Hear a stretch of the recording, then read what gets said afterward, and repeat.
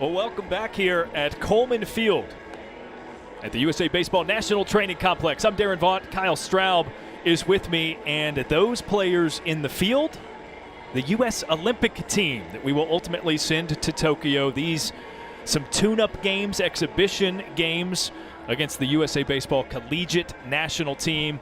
And a packed house here at Coleman Field, Kyle. You love to see it. I do. You know, I was actually talking with some people, and they asked me what to expect for crowds, and I wasn't quite sure because how often do you have the Olympic team around as a team to be able to go see? So I just didn't know. It's not something I've experienced, but as I got to the ballpark an hour and a half before the game, immediately knew we were going to have a good crowd. The traffic guys out there helping to direct everywhere where parking was, and there was already a line waiting to come into the stadium. Really great experience to be able to see this, and for the people out on the field, not just to get ready for the Olympics, but the other side. Think about being a college player and getting to go out there and prove yourself against guys who are already at that level you're trying to get to. No doubt about it. The collegiate national team was split up. Now, they originally were scheduled to go to Cuba. That got thrown out the window as a possibility because of COVID. So they took 48 of the best non-draft eligible collegiate players in the country, split them up into two teams, and they played an 11-game series of the Stars versus the Stripes, something that we often do here at USA Baseball.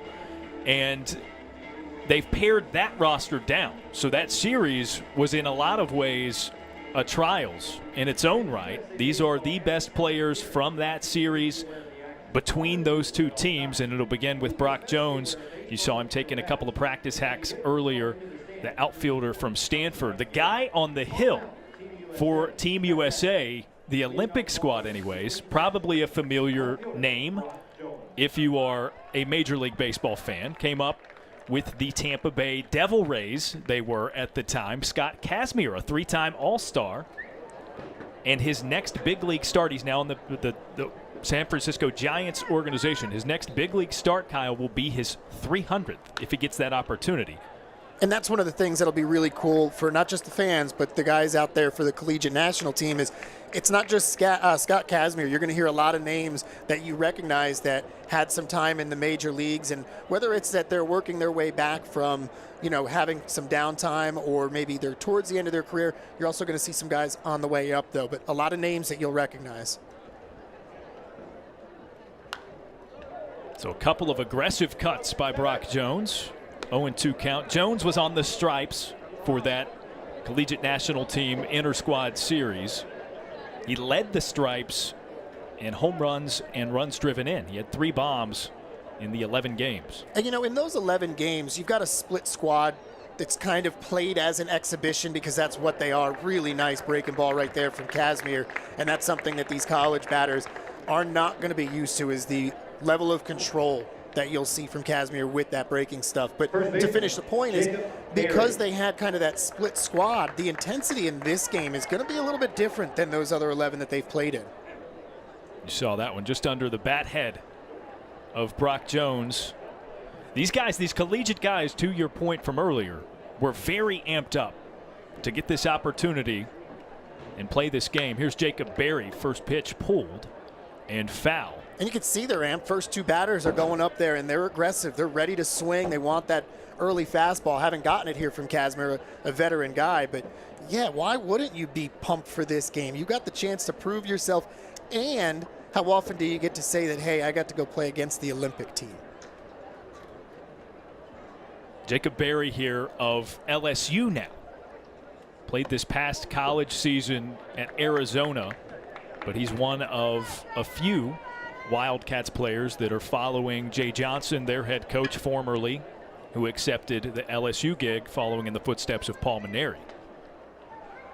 Kazmir, the 1-1, is in the dirt. We've had a lot of college head coaching giants who have retired over the last handful of years, and Mainieri just another one to add to the list of them. Mainieri, the 2018 collegiate national team manager.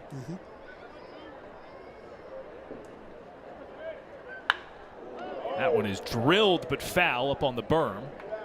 Now, Jacob Berry had 4 home runs to tie for the collegiate national team lead over that 11-game series, but he's a switch hitter. facing the lefty Kazmir. He's batting right-handed. All 4 of his homers in that stretch were hit left-handed. It's interesting how, especially early in guys' careers that are switch hitters, you can see some of them where the power is more prevalent one side versus the other.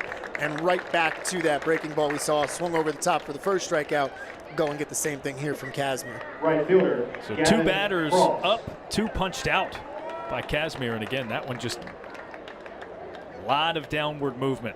And you know, these college kids, especially now where power pitching is so prevalent across the college game, they've seen the velocity that they're going to see. That's not going to be any different. It's just the pinpoint control. That's really where you separate yourself. And as you had said, Kazmir, not just a guy who has been in the pros, but has been in some all-star games. Fastball watched by Gavin Cross. Big left-handed bat out of Virginia Tech. Tied with Jacob Berry with 4 home runs over the Collegiate National Team Stars versus Stripes series. Really, Cross here was the story of that 11-game series as he pulls one foul. So he plays at Virginia Tech. He's a native of Bristol, Tennessee. And 10 of those games, with the exception of the one that was played here on July 4th that you and I were here for, Kyle, they were played at Appalachian League ballparks. Essentially his backyard. Which probably includes one of them may have been his Bristol, actual backyard. Virginia. Yeah, Bristol, Virginia is the site of one. And, of course, Bristol is shared between the 2 states, Virginia and Tennessee. And he goes down to a knee, swinging and missing. Strike 3, Kazmir gets the Collegiate National Team to go in order and fans all 3 of them. Team USA that we will send to the Olympics heads to the plate in the bottom of the first on the other side. As things heat up around.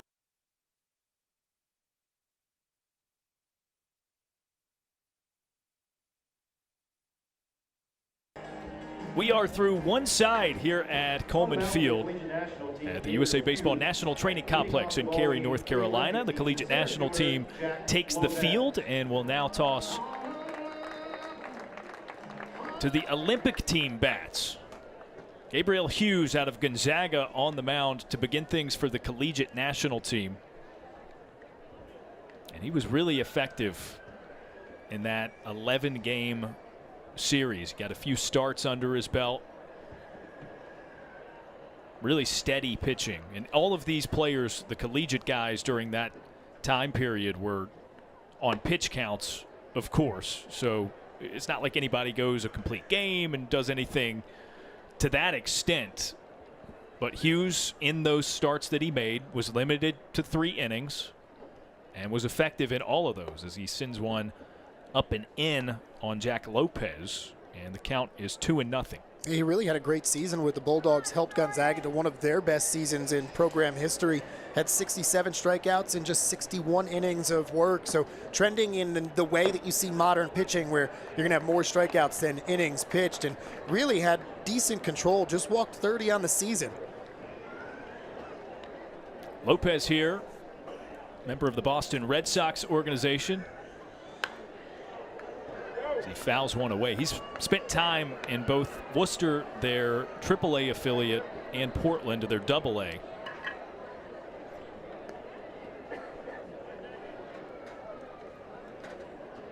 He's an impressive prospect out of Puerto Rico. They like him a lot.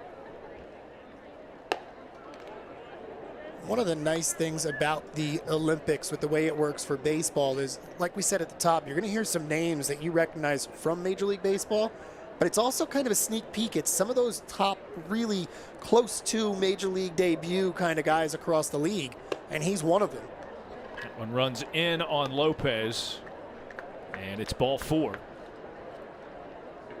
So the leadoff man is on for the Olympic squad, and it brings up Eddie Alvarez, who, if you are a fan of the Winter Olympics, you've probably heard his name before. Eddie Alvarez. In fact, he has competed and medaled as a speed skater for Team USA at the Winter Olympics before. That was back in 2014 in Sochi.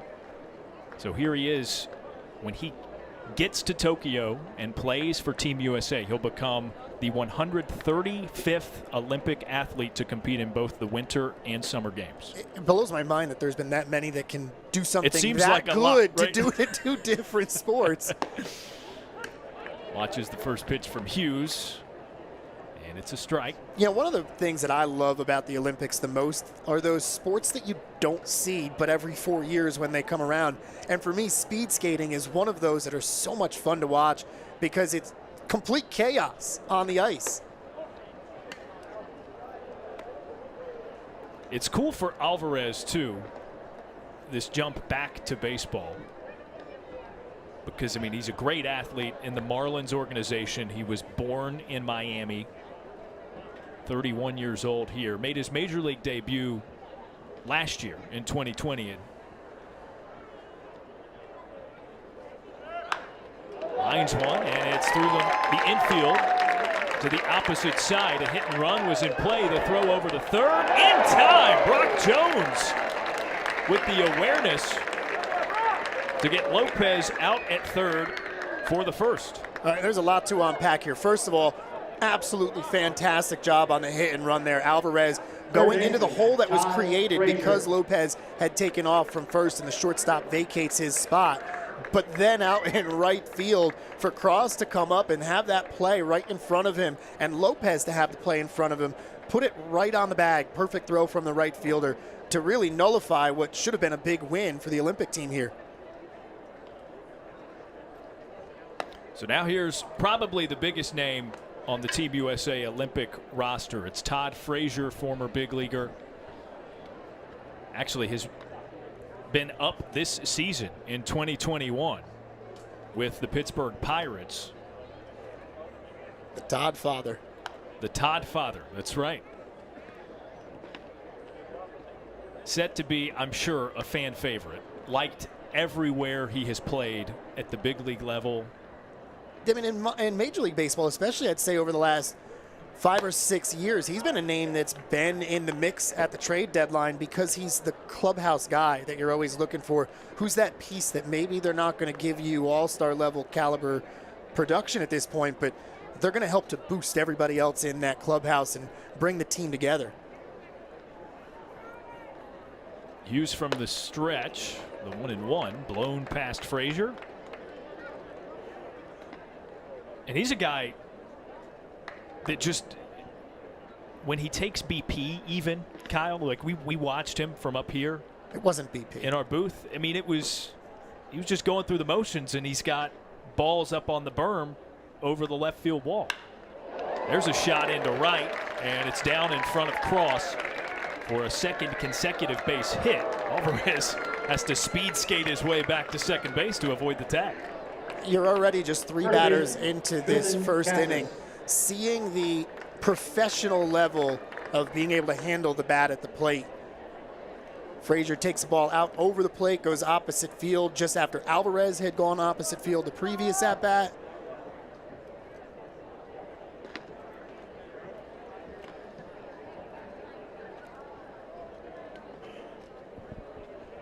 Now Tristan Casas, another Red Sox prospect, looks at a breaking ball low and in.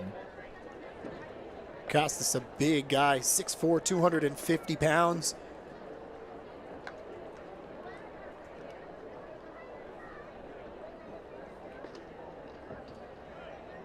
Use a 1-0. That's a big cut Being from in the big man. Being in that Red Sox organization, you can see in a couple of years once he's at that pro level, feasting on that wall down the right field line in Fenway Park.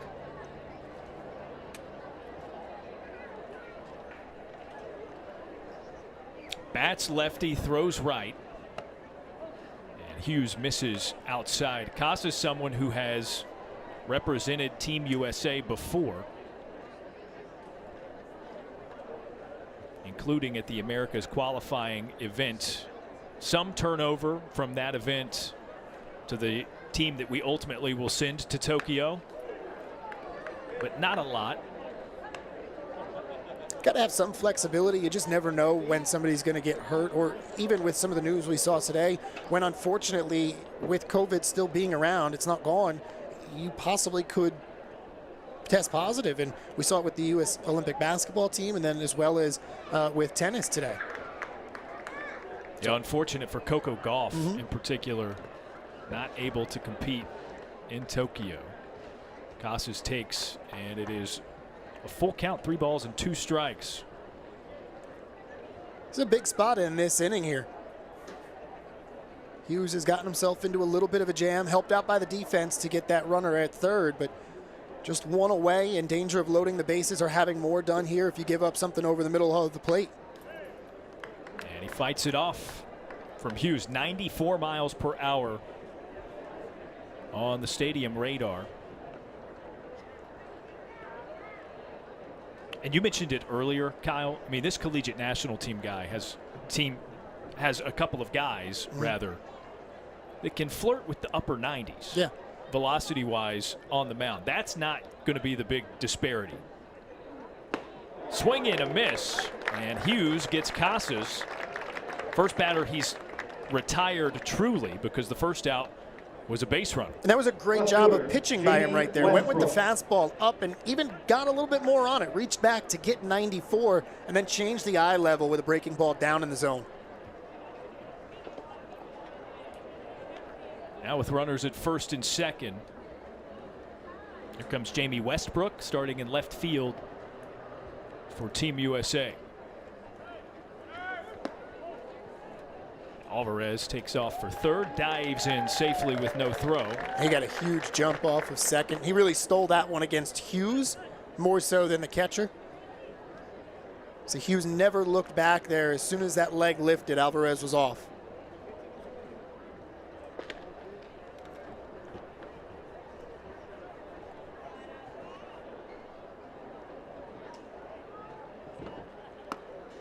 Hughes off the mark, outside, as it's called by home plate umpire Steve Sanders.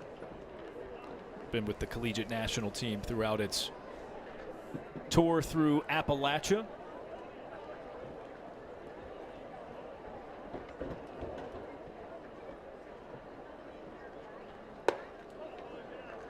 Lays off of the 2-0. Now it's 3-0 to Jamie Westbrook.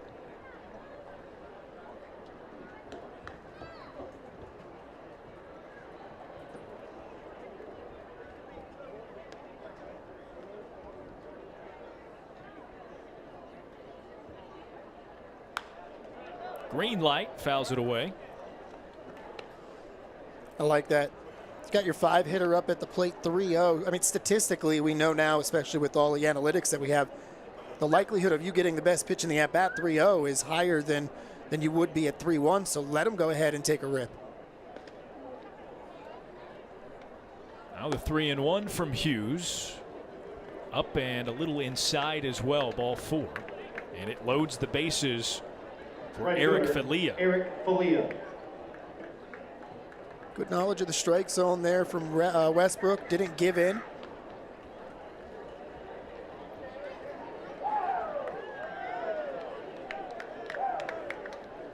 Hughes was able to get that big out with the strikeout. Needs to get one more, though. Even though this has been a tough inning for him, still hasn't given up a run. Nice first pitch breaking ball. Filia takes. You could tell by the way he reacted. He wasn't expecting to get something off speed there.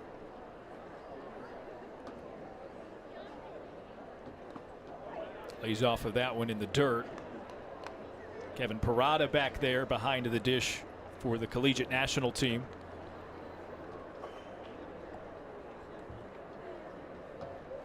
Filia in the Seattle Mariners organization, 29 years old.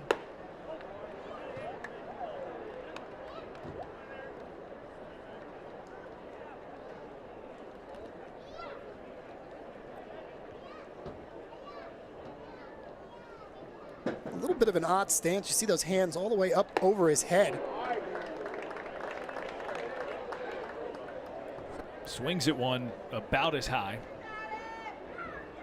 And now a 2-2 to Filia.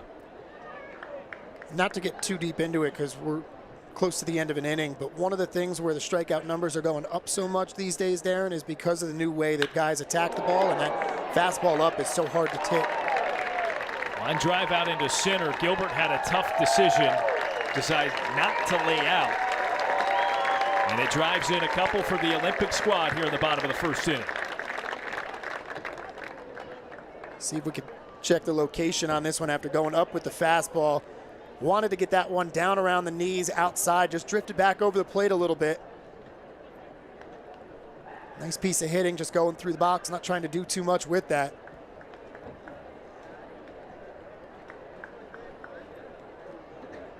Nice two-run single for the first plate appearance of this exhibition series for Falia, and it brings us to Patrick Kivlahan, the designated hitter. Patrick Kivlahan.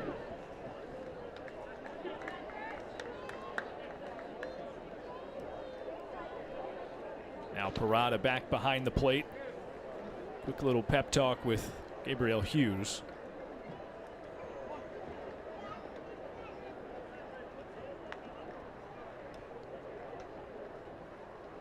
First pitch to Kivlahan is taken in the dirt, and a 1-0.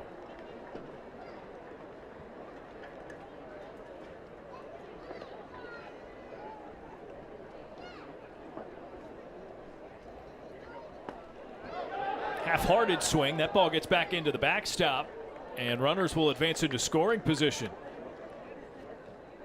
Parada just didn't get that glove down between the legs, left the 5-hole open just enough that it squeaked through. Yeah, I got to turn that one over. See, he tried to backhand it. Especially when you have runners that are out on first and second. You don't want to let that ball get by, because now a single is going to score 2 more. 1-1, big hack by Kivlahan.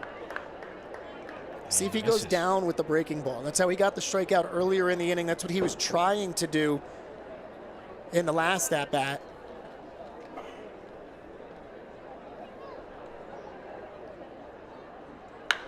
That one is lifted to deep left field. Brock Jones tracks it back and will have no chance. A home run that drives in 3 for Patrick Kivlahan, and the Olympic team is up 5-0 here in the first. Collegiate national team was close to getting out of this one unscathed, but a couple of big-time hits here from the Olympic squad have really blown it open. And we're in just the first inning. Tried to go up with a fastball, and it just drifted back over the middle of the plate. Can't make that mistake against guys at that level. So we roll over the inning, and it will be 5 only for Team USA. Again, these are exhibitions. Pitchers are going on pitch counts. We knew that was a possibility. Kivlahan's 3-run shot makes it 5-0 in favor of the Olympic team as we roll over to the top of the second on the other side. Appreciate your cooperation.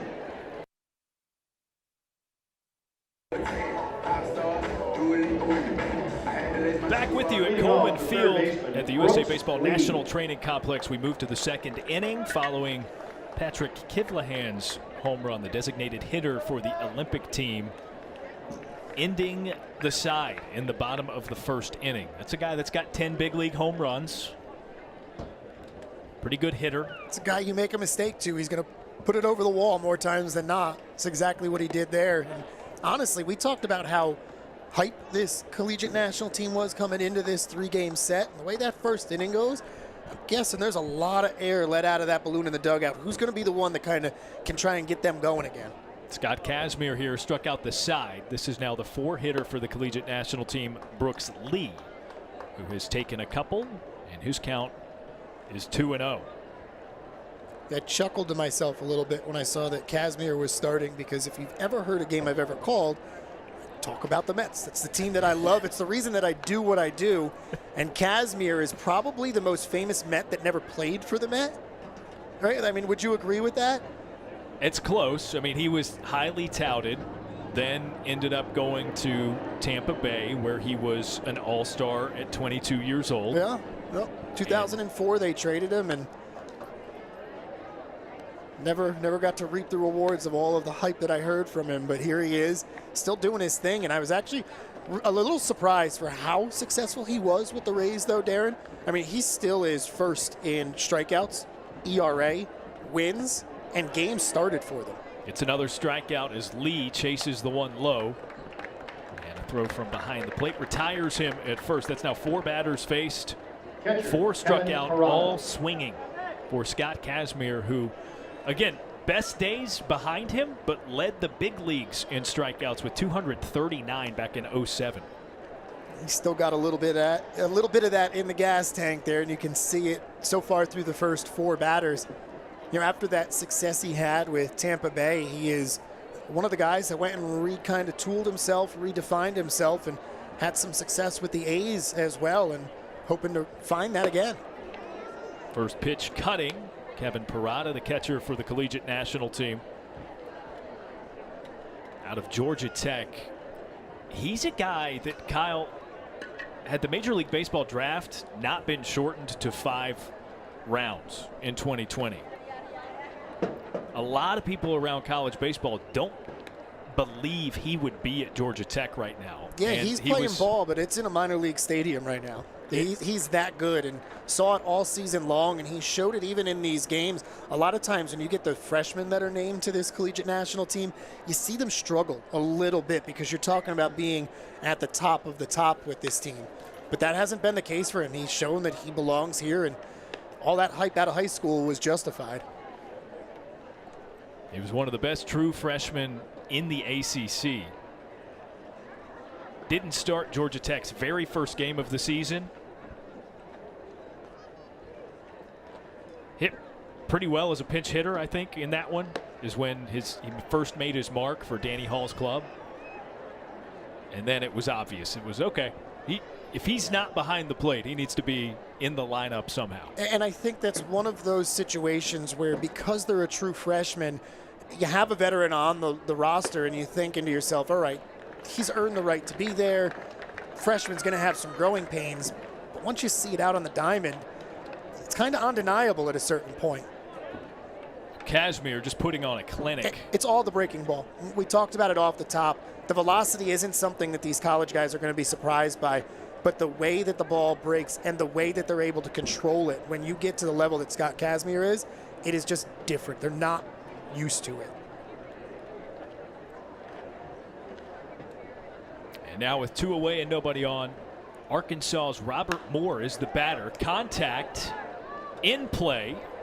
Fair territory. Casas underneath, and that is the first out that is not a strikeout. But still, the Collegiate National Team Ladies and gentlemen, goes your 3 up, attention, 3 please. down, Three on to the bottom of the vehicles second will be inning removed on the other side. immediately. A black Toyota.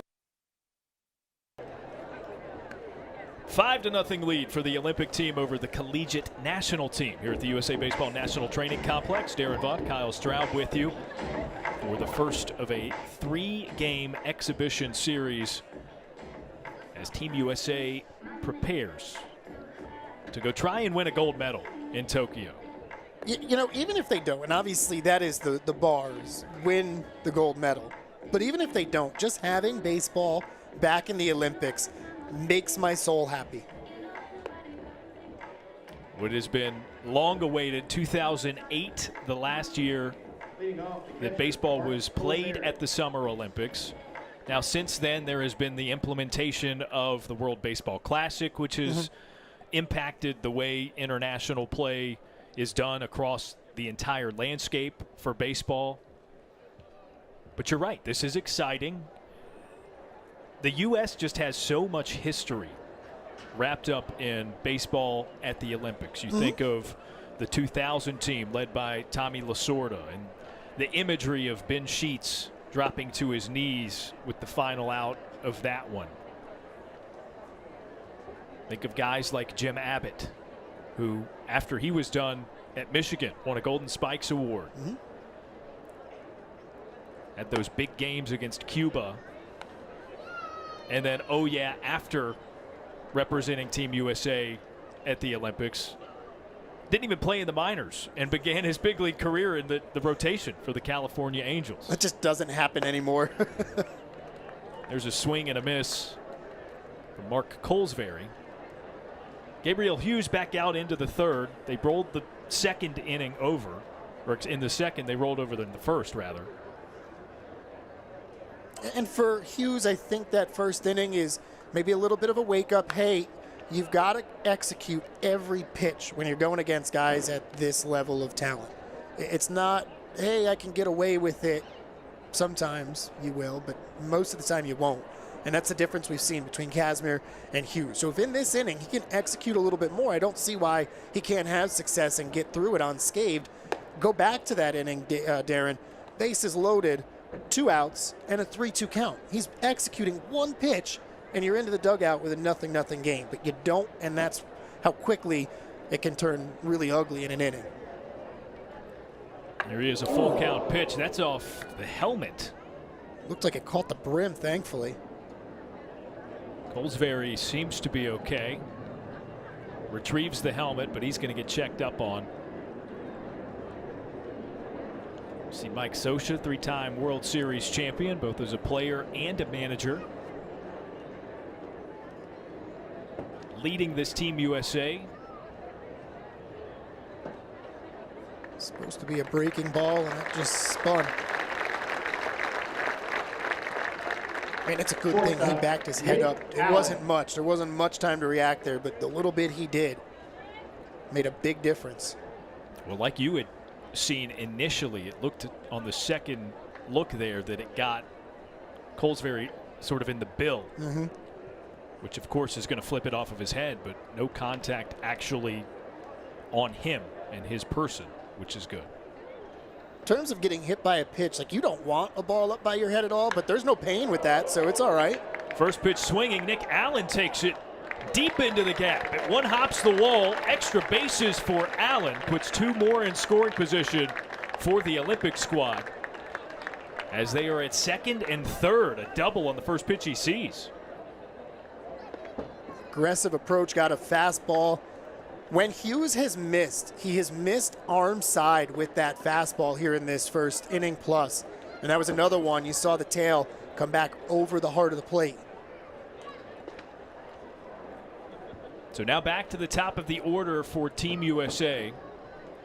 Second baseman, correction, As it'll center be fielder, Jack Lopez.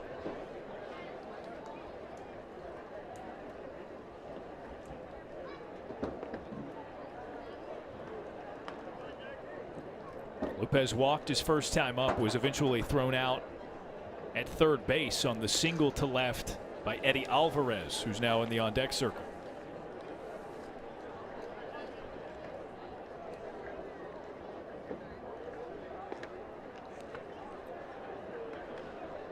Kevin Parada has his work cut out for him today. Makes another stop there with a runner on third.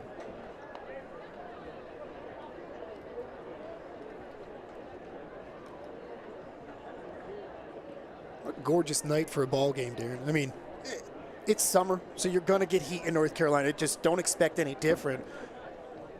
But it's not the overwhelming, sweltering heat that you sometimes can get with the humidity here. It has turned out, yes, to be a great night for baseball.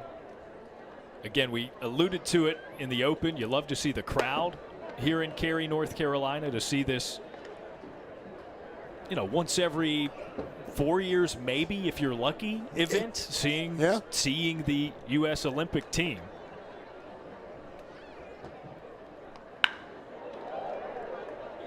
Drive out to left field. Brock Jones handles it for the first out, and it brings in Colesbury and the sacrifice fly by Lopez. 6-0 in favor of the Olympic squad.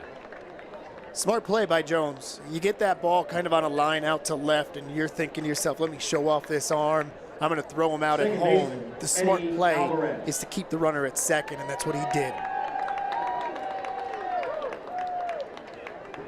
Well, now it's Eddie Alvarez.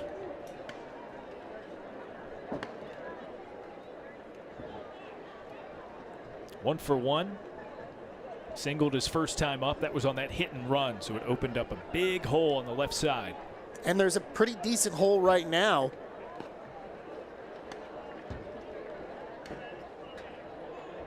All right, Jordan Sprinkle, the shortstop for the Collegiate National Team, the one that's holding the runner, or at least staying nearby at second. And he's forced to, because you have a lefty at the plate. You don't want to send the second baseman over and make the pull side the easy gap. You saw him run off screen there to get back into his more conventional positioning at shortstop.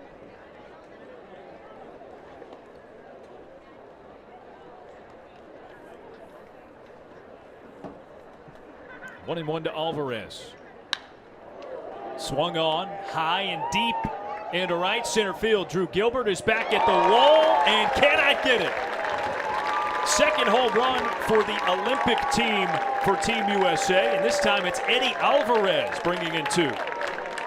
There's another fastball from Hughes. See if it's been the same issue where that ball has drifted back arm side with a little bit of run. Right down the middle. Third baseman, Todd Frazier. Olympic team is locked in here in game one. Look, I think if you're somebody viewing this as a supporter of Team USA, as Todd Frazier pops it up into the infield, Brooks Lee makes his way over from third to reel it in for out number two. Certainly you want good games here. But this is encouraging, right? The idea of this series is that it's a tune-up for the Olympic team in particular, and this is favorable for a team that we're hoping goes to Tokyo and wins a gold medal. You know, the thing is, it feels kind of weird because U.S. is losing 8-0. But U.S. is winning 8-0 as well, and the one that's winning are the ones that are actually going to go play in a tournament here in a couple of weeks and try and bring home the hardware. So take it with a grain of salt, I guess. Have fun. It's a great experience for these college guys. Even though things may not be going well for Hughes right now, I guarantee you he is going to learn so much from this outing. 0-1 to Tristan Casas in the dirt. You So know, 1-1 to him. He was the only, by the way, Casas, the only batter for the Olympic squad in the first inning to be retired at the plate. Think about all of the college kids that will be back in college next year, and they're playing at various leagues across the country. How many of them are playing above their talent level? And that's the way you get better, is by playing against who is better than you. You're going to make yourself get to that next level. Hammer of a breaking ball missed by Casas there, 2-2. That's what he got Casas to strike out on in that first inning. So good memory there to go back to it.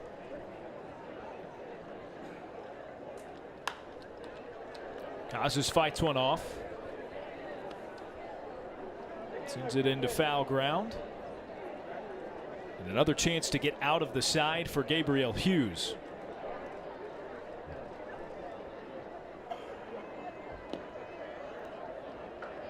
Couldn't get Casas to chase. That one in the dirt.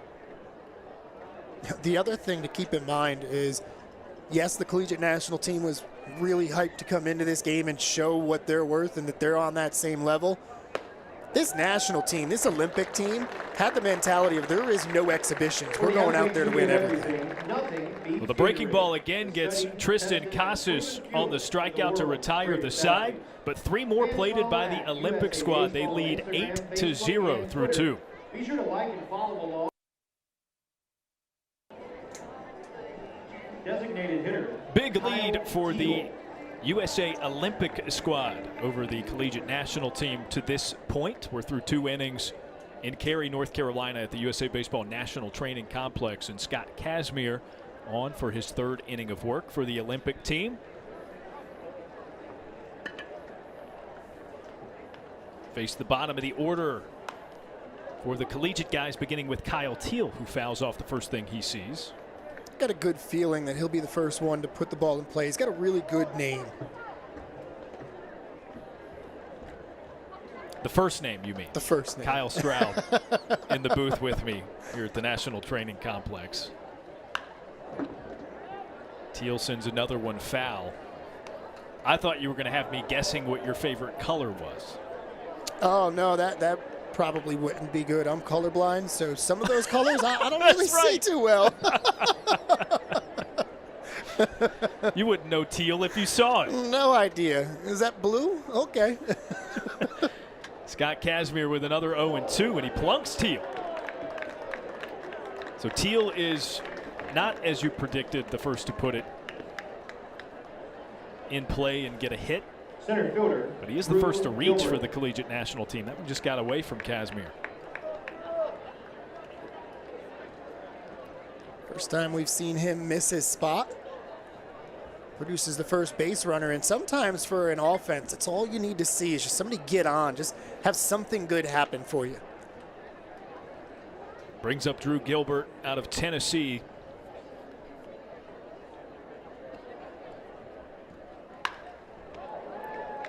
Ground ball over to second base, handled by Alvarez to Allen. A very clean turn for a quick and easy, seemingly, double play for the Olympic team. Casimir said, "My bad, guys. Let me go ahead and make up for it and get this routine 4-6-3." Jordan Springer. Put in a good location, in enough on the lefty where you're doing nothing but just swatting that one into the ground.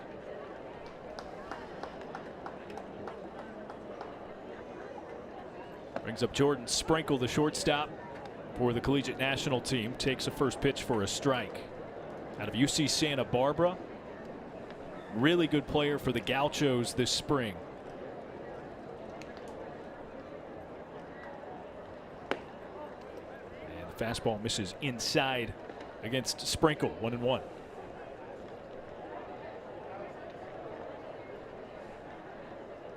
Sprinkle really one of the unexpected highlights from this collegiate national team's stint this summer. As he swings and misses, has 2 strikes against him there. You get, especially with guys from the West Coast, just because of the time difference, you don't see them as much, so you don't know as much, at least for us who live over here on the East Coast, cover East Coast college baseball. You just don't know as much about those guys. Well, so sometimes they sneak up on you a little bit. And it does very much matter where the coaching staff resides as well. And mostly an East Coast coaching staff for the collegiate national team, as Sprinkle swings and misses and is tagged out by Colesbury to retire the side. So Casimir hits a batter, gets a double play, and then gets strikeout number 6 to the 9th batter in the order. Has been a proud sponsor of USA.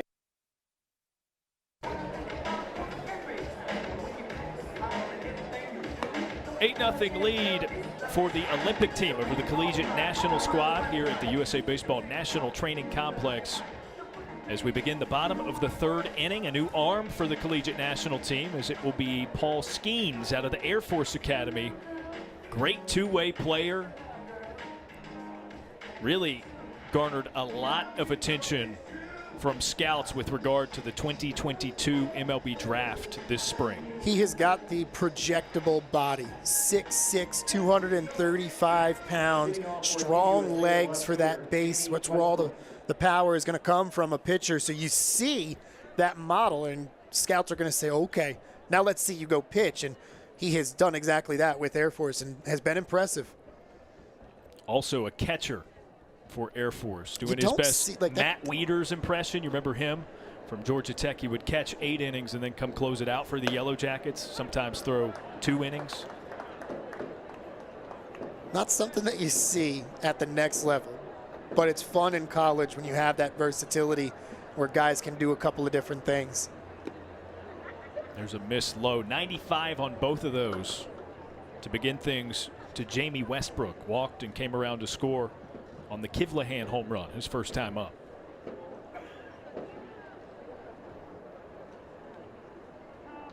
And a timeout called. Awful long time for Skeens to get into his windup there. So Westbrook resettles and hacks and misses. So a 1-2 to the Milwaukee Brewer minor leaguer.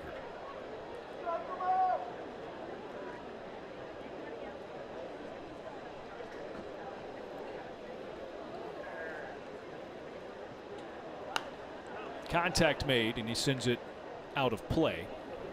Not just 95, but you see a little bit of life on that ball up in the zone from him. When you hear, especially at the major league level, scouts talk about or people talk about spin rate, when they talk about it, it's obvious when they're referencing breaking balls, but the spin rate on the fastball, I think, is the most important because that's where you get that life. and it's not just a dart. There's some movement to it, and now a batter has to not just deal with a 95-mile-an-hour fastball, but one that's going to move on you as well. Couple of foul balls. Westbrook battling, and again with 2 strikes, sends it to the opposite field, but it curls foul.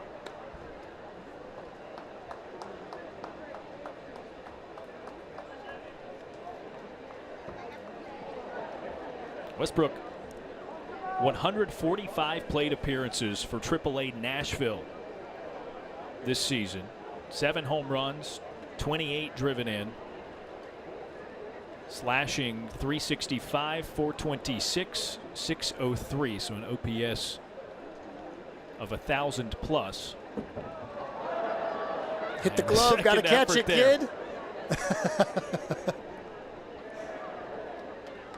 Jackson Wiggins, the Collegiate National Team member there. Perhaps he would have rather us not mention his name. He tried. There was an awful lot of berm there. I'm not blaming him on that one. I thought it hit the kid's hand. Hits the hand or the glove. That's an E on you. See, look. That's well, it was over. Well over. Oh, yeah.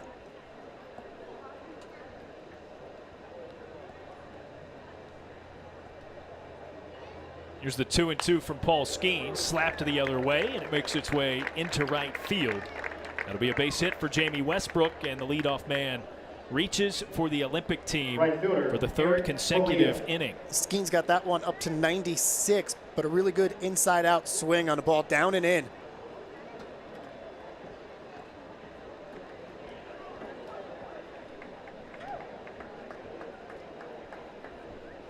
Eric Filia on to his 2nd at-bat of the evening, a 2-run single the first time around. It's really where the game changed. At that point, it looked like maybe the Collegiate National Team would escape some trouble and get into the dugout 0-0, but he got the first hit that scored a couple, and the floodgates opened after that. Let's see how this one does. There it is, up, in the glove, up on the berm, and a diving catch. A diving catch for the young guy there. That's well done. Much better than the first time around. This ballpark really is set up so awesome for young viewers, both right field, the berm, and left field as well, for them all to sit over there. It's a little harder for them. They got to wait for somebody to help them get the foul ball. Here's another one, yeah. Need to get a chair out there like they've got in the minor league ballparks. Just go ahead and post up out there. That's Carson Palmquist from Miami, the closer. All ACC, All American. There you go. All right, so we're 2 for 3 on those. It's not a bad average. 0-2 the count to Filia. Unsuccessful throw over to first by Skeens.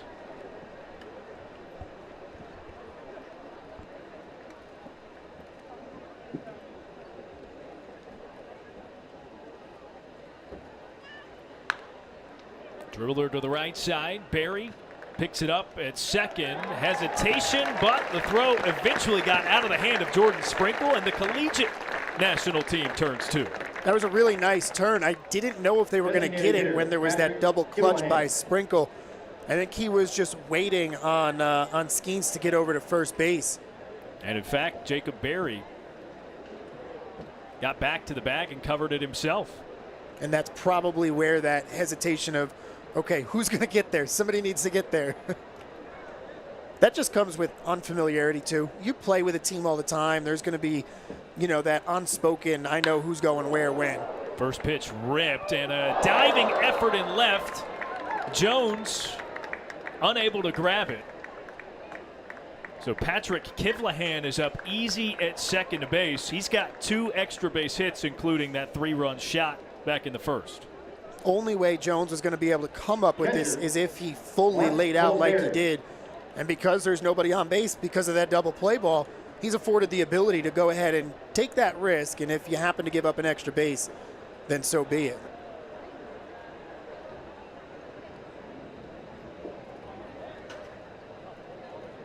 So here's Mark Colesbury, Team USA catcher.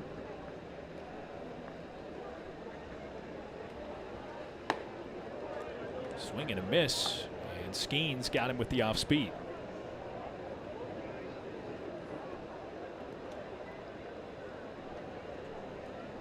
Interesting look. I don't know that I've ever seen the pant leg tucked into the sock before.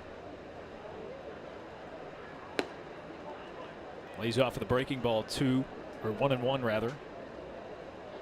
I'd like the change here, starting off backwards, going with the breaking ball. Yeah, have you ever seen that? Instead of the pant leg being over the sock? I suppose it, I guess, is more consistent. It's not as likely to run down your leg, right? I mean, a lot of times you roll the sock up, it comes unraveled. Yeah. Or you roll the pants up, rather, and it comes unraveled. But you're right, that's a different look.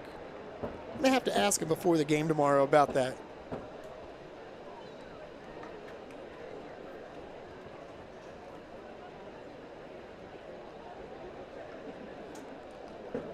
Here's Skeens with 2 strikes.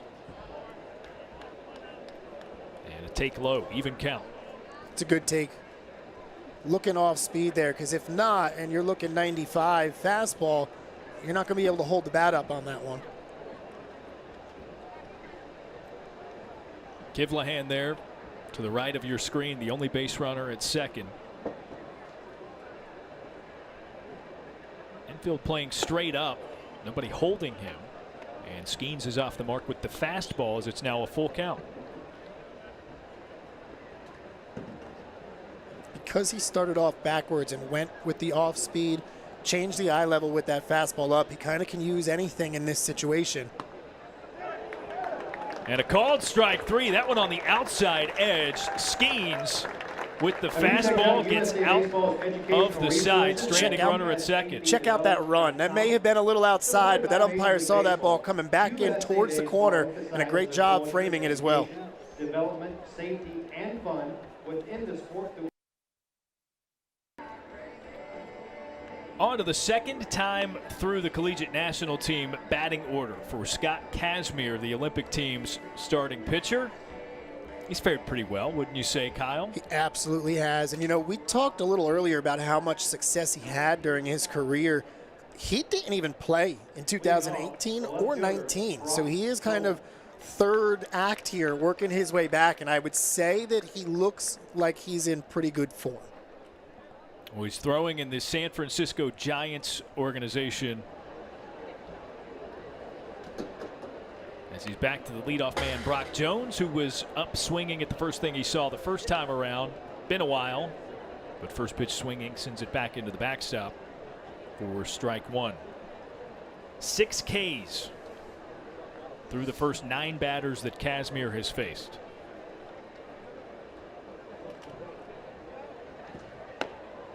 This is outside with the fastball, 92 miles per hour. 6 Ks, a couple of infield flies and a ground ball. So nothing's left the infield that has been actually put in play. The only base runner was Kyle Teal, and he was hit by a pitch. Very quickly wiped out by a double play ball the very next pitch. Jones comes around. That's strike 2. I think especially from your starter, that's kind of what you want to see more than anything else in a game where you're trying to prepare and get ready for a tournament is, are you putting guys on base unnecessarily? Are you getting yourself in trouble? And if you do put somebody on, are you able to get out of it pretty quickly? Drifts inside against Brock Jones. All of which through the first 3, at least you can check mark yes for Kazmir.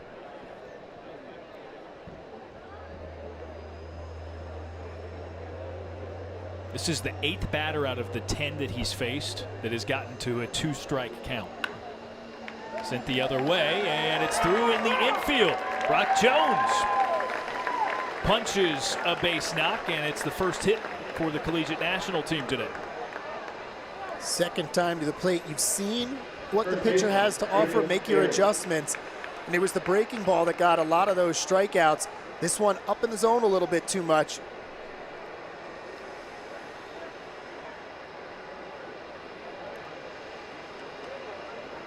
And now the Apache helicopter that was brought here by the North Carolina Coast Guard getting set to take off. And that's that noise that just started to come in. They just started those engines up. Swung on and driven to deep left field in the direction of the helicopter. And that is a 2-run shot for Jacob Berry.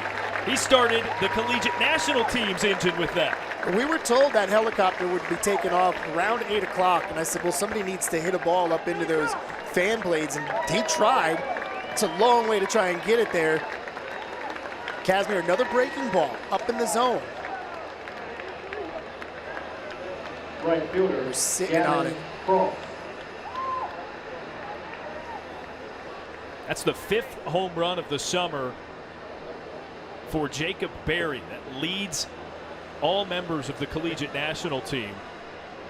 And you're going to continue to hear that helicopter because it's about, we were told, a 13-minute process. Yeah, and Steve was just the home plate umpire standing out there. I think he was going to wait until it lifted off and realized I'm going to be here a while. Let's get back to the game. Gavin Cross, an aggressive first pitch swing, fouls it away. Cross and Berry for the Collegiate National Team have went move for move so far this summer. So Cross with 4 home runs, just watched Berry hit his 5th. And we'd like to get his 5th as well as he fouls off another. He's got a little bit of that internal, I need to one-up my teammate. I hope that the sound that helicopter is making is coming through as clear for the broadcast as it is my ear. It just keeps getting louder and louder.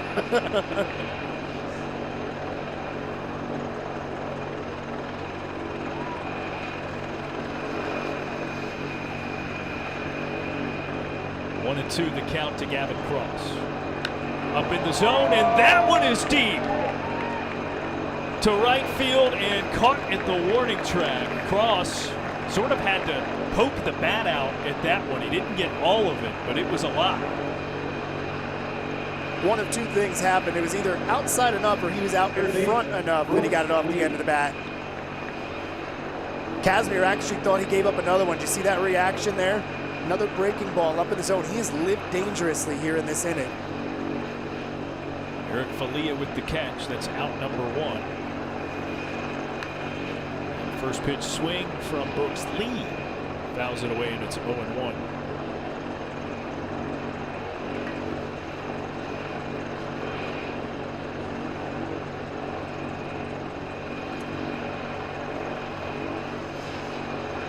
Casimir, the 0-1. How about that? A chopper, as it were, up the middle. Pulled in and out executed. It took me a second to catch on what you did there. That's a good one. Very, very smoothly put in. I blew up it. I'm sorry. You know, I honestly, I would be really interested, Daron, if a ball is hit out there. I mean, there's the wash that comes off of those blades. Would it affect the flight of the ball? Is there enough coming off into the field of play that it actually would?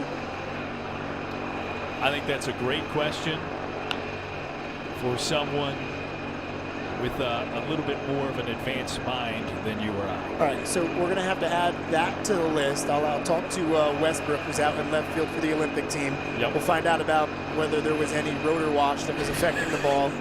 And then we'll also go ahead and we'll talk about the pant legs tomorrow and get you answers on both. Parada with a swing and a miss. You know who you might be able to talk to is Paul Skeets. Yeah. You might know a little something about it. He wants to be a pilot. That's probably a little advantageous considering that those cockpits are probably smaller than 6'6". Parada on the check swing is rung up for strike 3, but the Collegiate National Team gets a couple of runs back. They trail it by 6. Maybe the Apache helicopter will still be here when we return. Back with you at the USA Baseball National Training Complex. The Apache helicopter that was brought here by the North Carolina Coast Guard is still there as it revs up to get ready to take off. Now, Kyle, we've been told that once it goes through with its ascent and leaves the campus, if you will, here for USA Baseball, that there's going to be some debris a little bit of everywhere. Now, we were discussing that the wind force being generated by the propellers and how that might affect a ball hit out that way. I mean, that seems not insignificant, right? No. The idea that there's going to be debris. It does, and if we can go back to the helicopter real fast, you look at it and all the bushes that are right there in front of it, they're not moving. So right now it tells me that there's no effect, but it's going to when that thing starts to go up in the air. Paul Skeens on the hill. See the bushes there? Like, there's no movement whatsoever. You can see the tree in the back where it's underneath it has got some bristling. There's another miss for Skeens. Nick Allen, the batter. By the way, I misspoke. I said Coast Guard. It is the North Carolina National Guard. The kids that are out on the berm over left field, I think, are the ones who are going to have the biggest shock when that thing takes off and they get hit with some wind.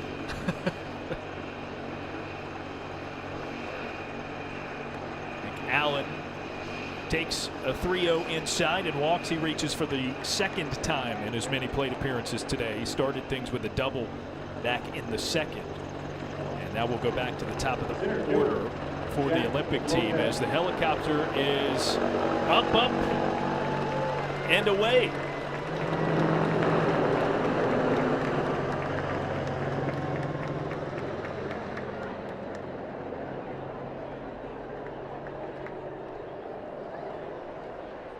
Well, that is not something you see every time you come to a ballpark. You know, I say it all the time. You see something new when you go to a ball game, and that is something new I have never seen before. Here it comes overhead.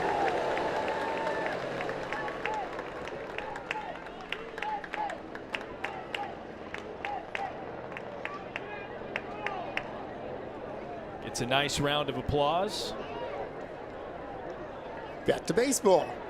A slight USA chant even began. And first pitch to Jack Lopez is outside. Kevin Parada is going to go out and check on Paul Skeens. Skeens missed in the first at bat, trying to catch that corner, just couldn't do it, and now misses outside. Usually when a catcher goes out there like that, they saw something in the delivery.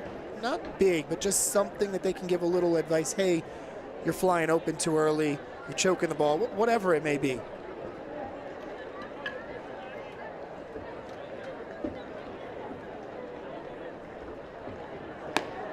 Skeens finds the outside part of the strike zone there, 93 miles per hour, and back to business, 1-1. It's his first strike of the inning. In terms of this game, this is an important inning here for the Collegiate National team. You finally got yourselves on the board, a couple of runs in the top half of the inning. Anytime you score in a game, that next half inning is so pivotal to shut the door and keep that momentum building on your side. 2 strikes now against Lopez. And Skeens set, a walk and a sac fly so far for Lopez here. Watches one miss low.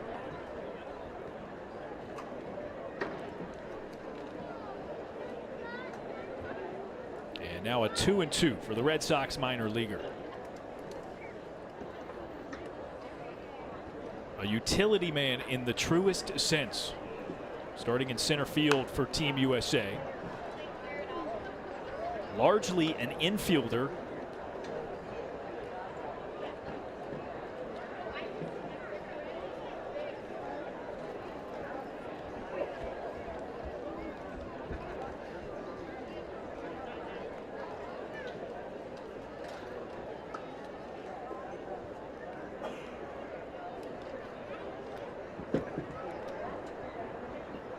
Again with 2 strikes. Hack and a miss.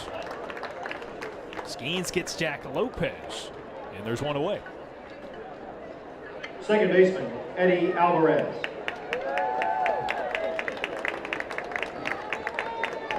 It's a good recovery from Skeens. First 5 of this inning were all out of the strike zone. Little visit from Parada, and all of a sudden he's got things working again. And now Eddie Alvarez 2 for 2. 2-run blast his last time up in the second. Parada sets up outside. That's where he got it. It was high as well. 1-0.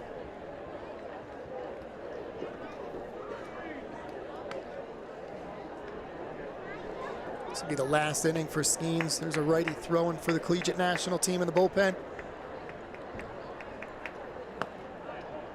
Alvarez lays off.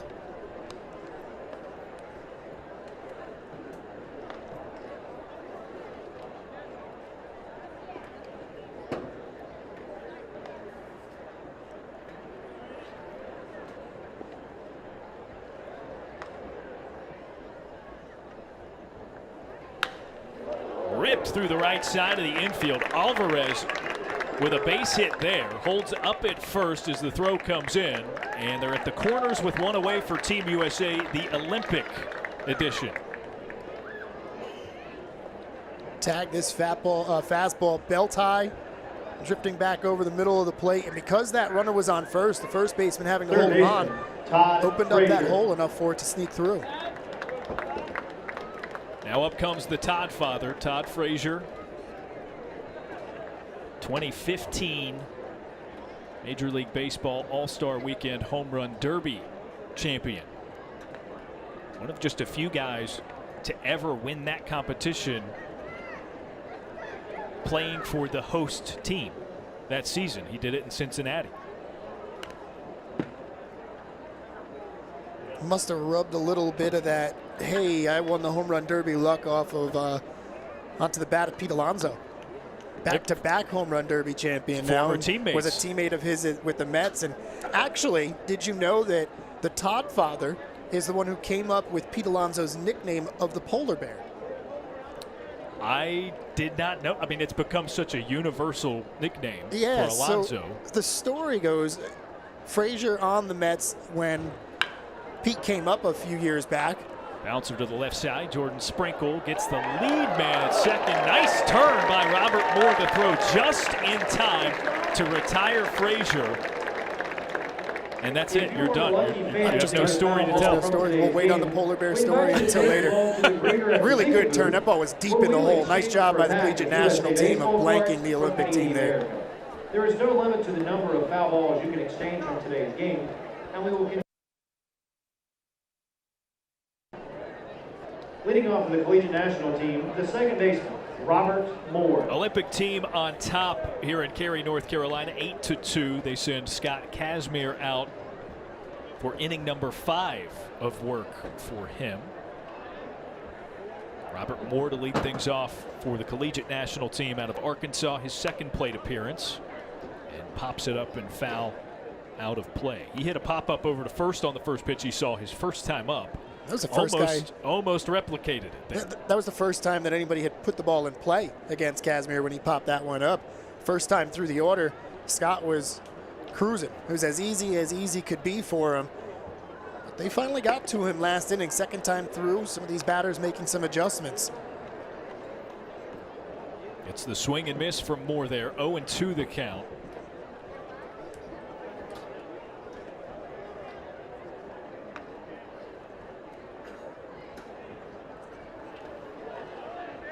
Leaves one in the dirt. Or the switch hitting infielder for Arkansas. Kazmir, 7 strikeouts so far. And doing it without overpowering stuff. We've talked a lot about the velocity of some of the arms on this Collegiate National team. Kazmir's running 92, 93 and catches the inside corner there. Moore leaves it alone and gets rung up for strike 3. Strikeout number 8 for Kazmir. When you're able to paint corners like this, even though I was supposed to be outside, paints the inside with it, you don't need to throw 96, 97. Early in his career, that's the kind of pitcher he was. But as time has gone on, that velocity has gone away. He has figured out ways to be an effective pitcher differently. Kyle Teal hacks and tips it back. 0-1 for him. He was hit by a pitch in a 2-strike count, no less, his first time up.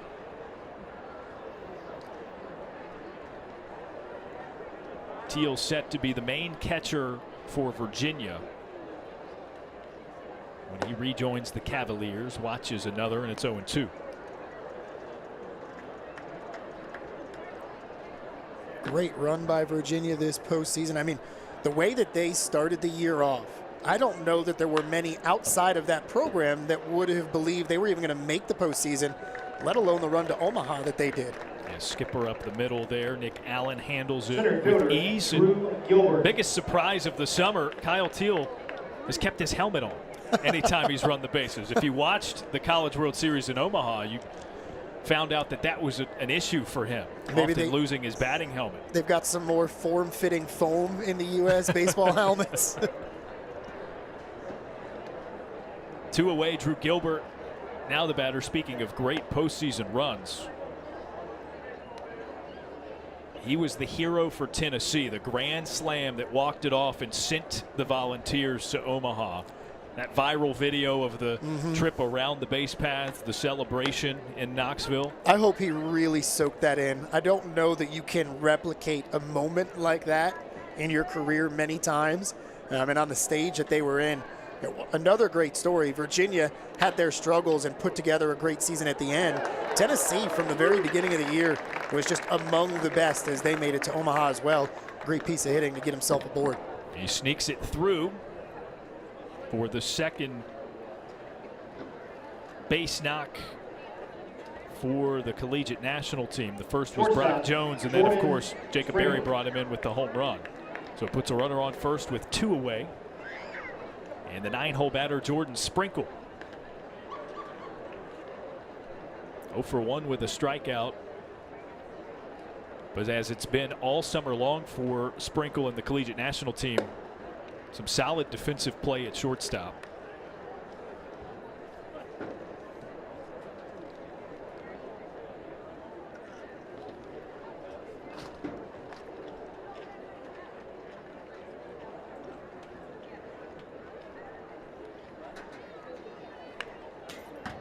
Foul back into the backstop. 0-2 to Sprinkle. Scott Kazmir working from the stretch for just the 3rd time today. Has not been out of the windup, has not had base runners very much in this one.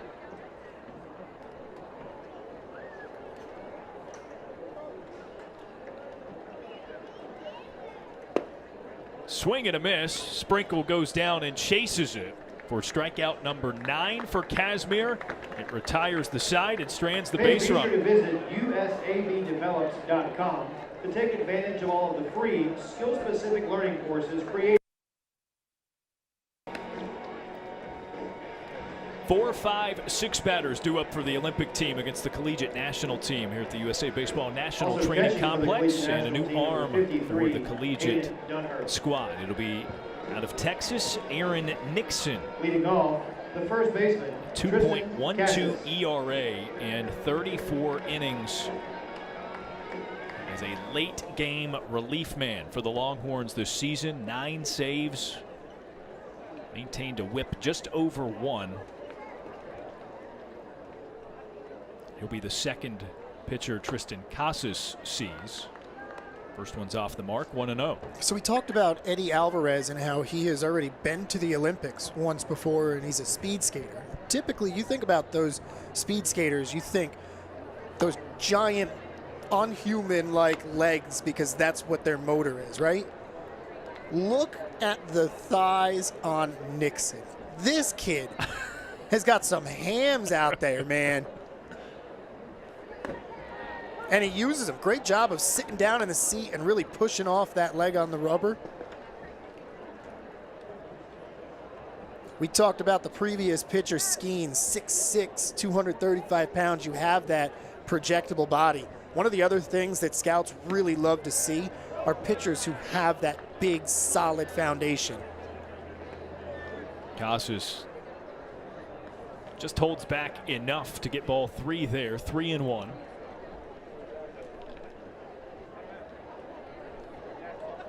Nixon drives a fastball but misses outside.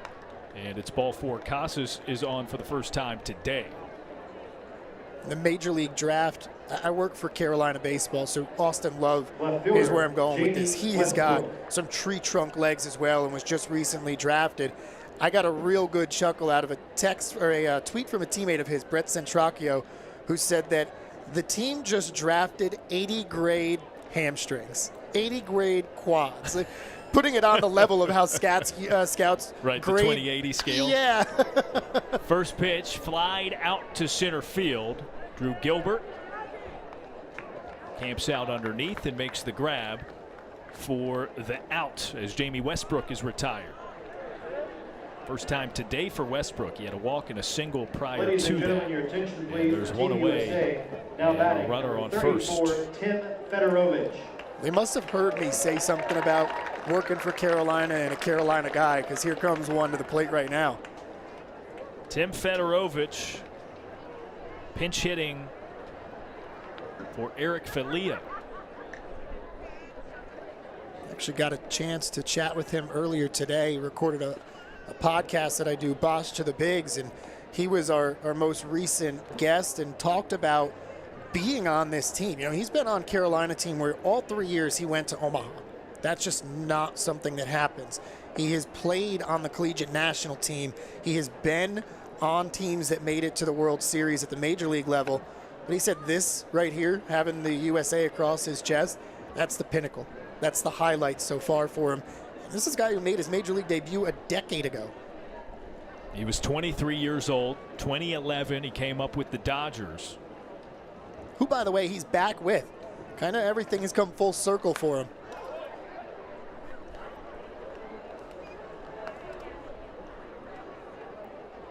Formerly a member of the USA Collegiate National Team, now lined up against the CNT from nearby Apex, North Carolina.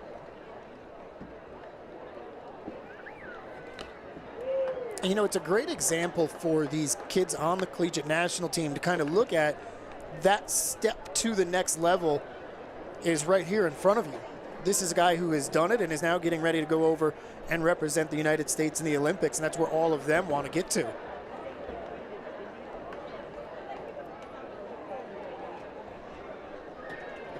Nixon set the 2-2 to Fedorovich in the dirt.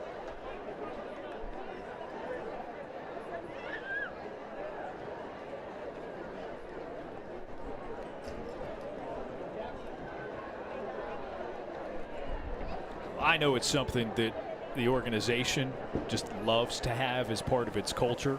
As the runner takes off, Fedorovich swings and misses, and the throw on a hop was on a dime, but just a hair too late. Great job by Robert Moore to receive it where it was and apply the tag, but Casas is safe at second.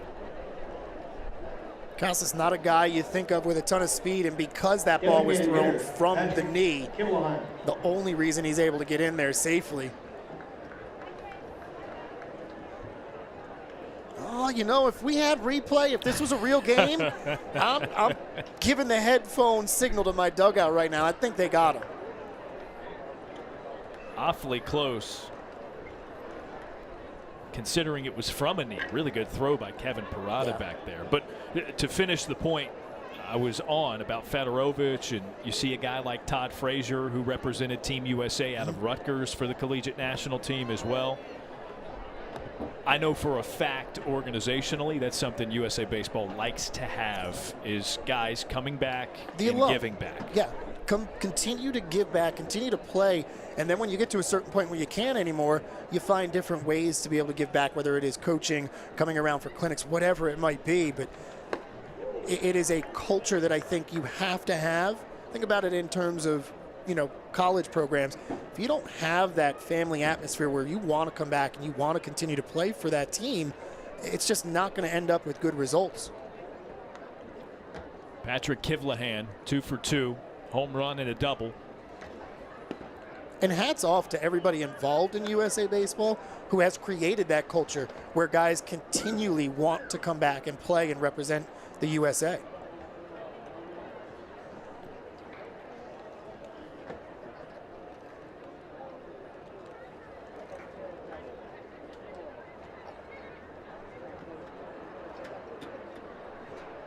Nixon's 2-1, swung on and missed.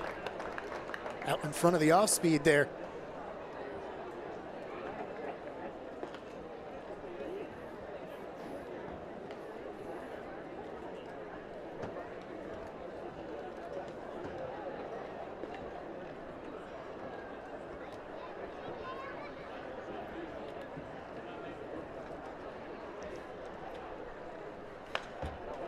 Fouls one away.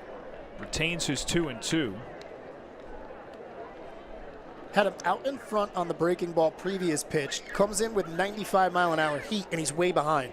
That's a really good spot as a pitcher because you know right now you've got the batter guessing.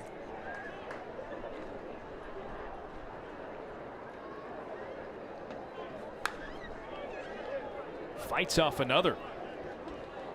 We'll see another 2-2. Couple of fastballs up. See if Nixon goes back to the breaking ball down. Changing the speed as well as the eye level.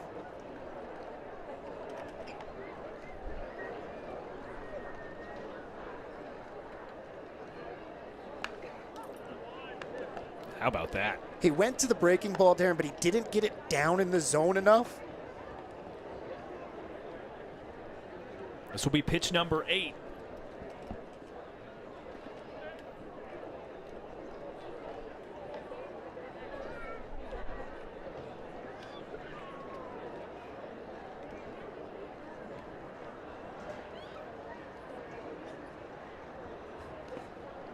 And a full count. Just choked that off-speed pitch there. And now it's kind of flipped. You're Kivlehan at this point. You're sitting there. You're looking for that fastball, and you're looking for it up in the zone. That's your money pitch. That's what you're going to go to in this situation.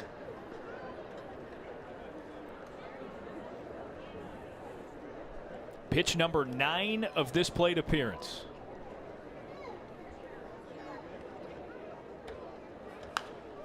And another fought off, fouled away by Kivlehan. This is a great battle. He saw 3 pitches prior to hitting his home run in his first plate appearance in the first. He then doubled in the third on the first pitch he saw. He's seeing the ball pretty well today.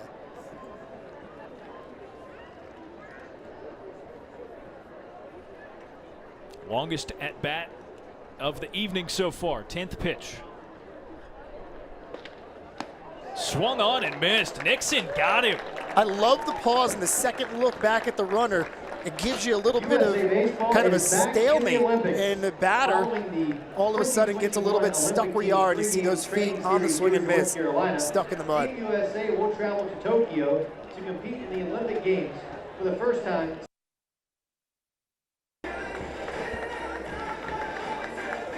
On to inning number 6 in Cary, North Carolina. USA Baseball's National Training Complex. I'm Daron Vaught, Kyle Straub along my side. It was a hot start for the Olympic team. They jumped on this collegiate national team. 8-0 was the score. And the collegiate guys have clawed back by just a bit. They got 2 of those runs back, and now we'll see their second pitcher of the day. It's Brandon Dixon for the Olympic squad. Throwing to the top of the order is Brock Jones again for the 3rd time today in 3 plate appearances. Swings at the first pitch. Some guys just have that mentality of, I'm not going to swing until I get a strike. And then there's others that are going up there and they're saying, I want to hit the first pitch I see. There's no need to waste any time. Dixon misses low and inside to Jones. You know, it's interesting looking at Dixon and his career because the majority of it has been over in the Nippon Professional League. So he's kind of got himself a little bit of more insight to what to expect when the team goes over there, because international league ball is played different in every country. Well, having been in Japan and played in that league, he can kind of give some insight to some of these guys on the team. Long time with the Oryx Buffaloes over there, and misses low and into Jones again. That's where our friend, Team USA alum Adam Jones currently plays in Japan. Former World Baseball Classic hero, the catch everyone remembers. He robbed Manny Machado of a home run against the Dominican Republic. Dixon here with a 2-2. And the count goes full. Just thinking about some of the performances you get from the World Baseball Classic. I really hope that that carries over and we get to see it now with the Olympics, because it is back. It's been a while. Haven't had it for the last couple of Olympic times, but having any international tournament is so much fun. And Dixon picks up where Kazmir left off, strikes out the first batter he faces in Brock Jones. straight over the top, and because of that, you see the 12-6 action on that breaking ball. Casimir had 9 Ks in 5 innings. That's the 10th time a Collegiate National Team batter has been punched out. Swing and a drive. Jacob Berry hitting left-handed against the righty Dixon, flies out to left. Right fielder, Gavin Cross. So a quick 2 away. And Gavin Cross, the batter. 0 for 2, a fly ball to right. Back to the warning track his last time up. Had to reach for one high and outside and sort of muscled it out there. He just got it off the end of the bat enough that it stayed in the ballpark. And, you know, he's probably thinking to himself, man, that's a home run all season long. But you're using wood, not a BB Core bat, though. 4 home runs on the summer.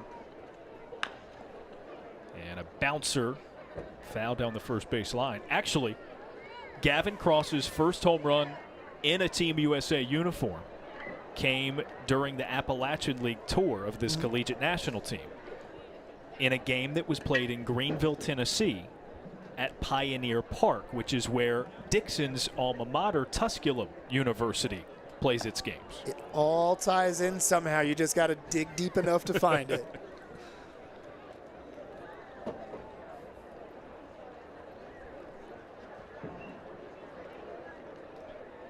Dixon the 1-2. Breaking ball.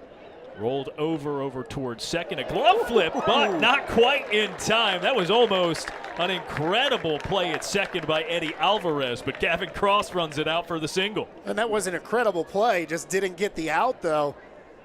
I thought live, you got to take that barehanded. Probably could have gotten a little bit on it, but it would have been a tough throw for him to make. Way to bust it out of the box if you're Cross, not give up on a little dribbler and assume it's going to be an out.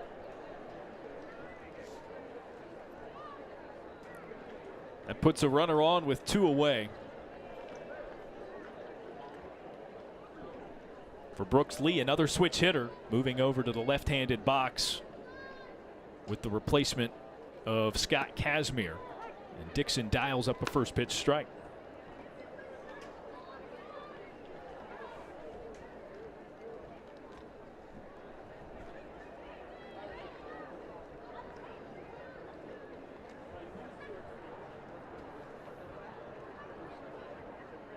From the stretch, that one delivered high and fouled back.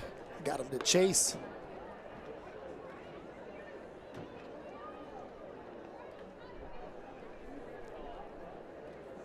See if that was a setup pitch. Wouldn't be surprised if he buries that 12-6 breaker in the dirt here. And you can see Fedorovich asking for it in the dirt. That's where he got it. Just to slide over to stop it. Just pulled it a little bit too far inside. If that's over the plate, it's probably one you get a swing and miss on. Now it'll be a 1-2 to Brooks Lee, the infielder out of Cal Poly. Called for the curveball again.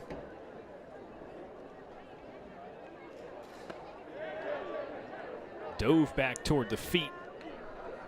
Check of the swing, says he didn't go.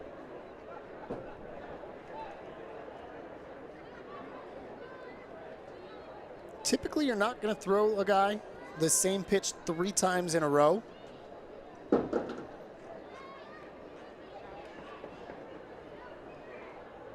Looks like they're setting up down again, though.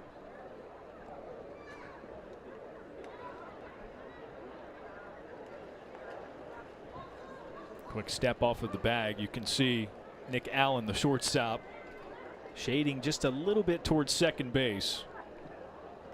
Todd Frazier about not quite midway between the bags at second and third, and they got him. A swing and a miss by Brooks Lee. The strikeout, the second for Brandon Dixon, and he strands a runner at first. Olympic team holds a 6-run lead, 8-2 here at Cary. The free program takes the principles.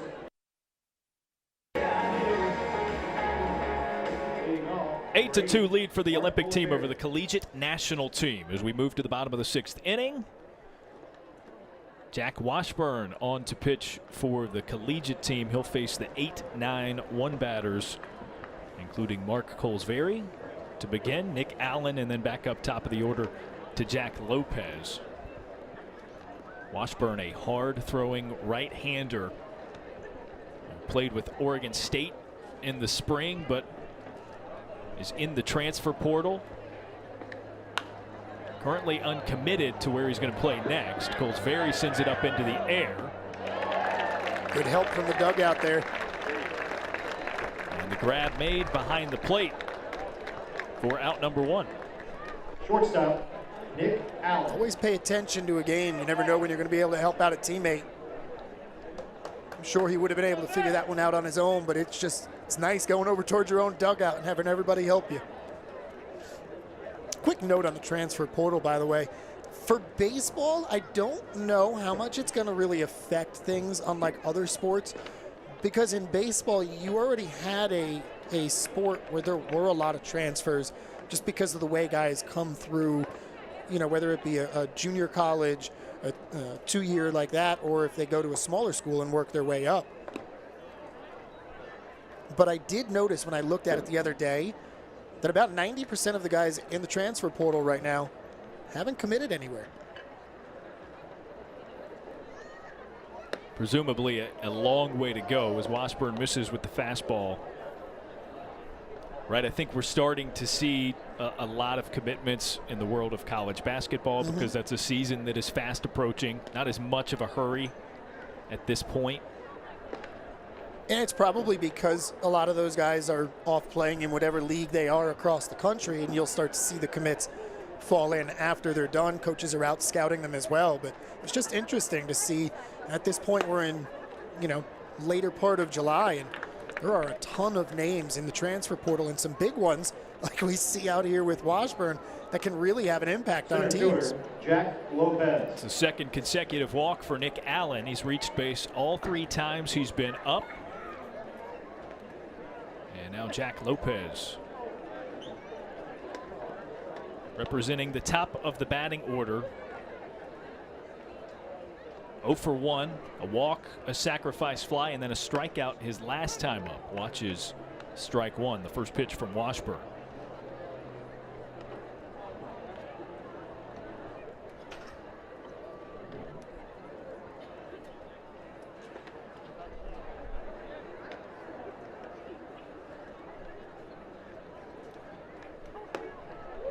Way behind it. And Lopez goes down 0-2. Just 91 on that fastball, but in a great location. It's up and it's away.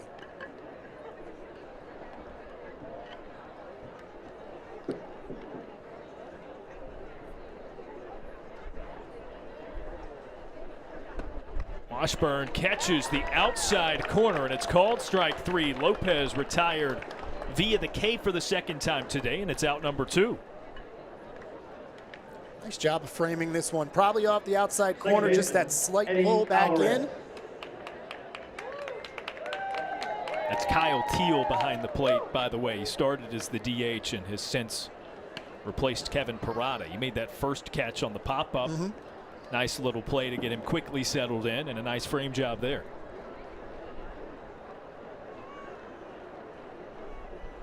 Now 2 away, runner at first.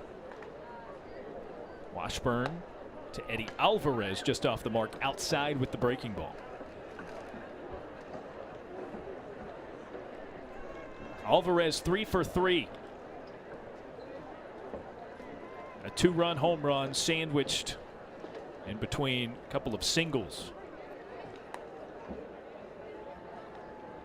You know, a few years ago, Daron, Joey Vaught, one of the best college catchers at the time, goes top of the draft board. And I saw a video just this past year of him as a catcher in college versus him as a catcher now, and the work that they've done in those few years for his pitch framing. And I feel like in that, just those couple of years since he's drafted, you're seeing more and more college catchers come in with an advanced knowledge of how to frame pitches. It's not as simple as just catch it and pull it back in. There's a lot of work that goes into it, but you're seeing it at the college level and at a higher level at the college level than I have at any other time. 1-1 the count to Alvarez. Kyle Teal here was Virginia's secondary catcher, as Washburn misses with the breaking ball up and in because of Logan Michaels' presence, who had the great moment hitting a home run. His dad was there. Because of Michaels' presence on that roster, he caught most days. So Teal, in anticipation of being the everyday catcher for Virginia next season. This may be some bias because I work in the ACC. I see mostly those teams, but the catching across that conference is crazy good. Well, there are data points to back you up now. The Pittsburgh Pirates took Henry Davis out of Louisville. And we were just talking about Joey Bart. He was an ACC guy. Kevin Parada, who was in there before, an ACC guy. You got a Virginia guy in there. I mean, the list goes on and on. Adrian Del Castillo from Miami was just a very high draft pick. He's a catcher. Swing and a miss, and Alvarez goes down swinging. Consecutive strikeouts for Washburn. He gets out of the side and strands Nick Allen, the base runner, at first. Good stuff there against a good pro hitter. The official catcher, Hayden Dunhurst.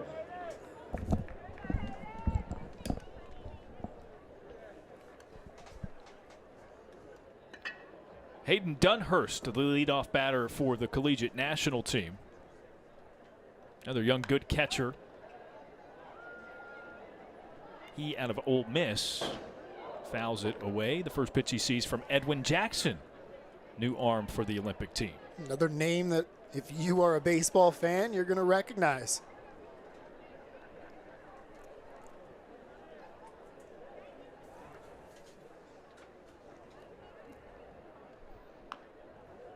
Dunhurst, weak cue shot down the third base line. Jackson nowhere to go with it.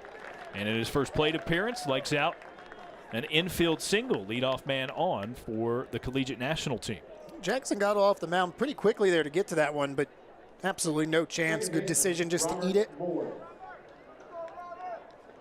Straight cue job off the end of the bat there.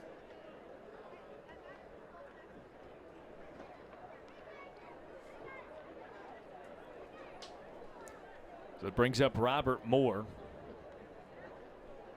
0 for 2, a pop-up and a strikeout most recently as the first pitch from Jackson misses away. Jackson, 17 big league seasons.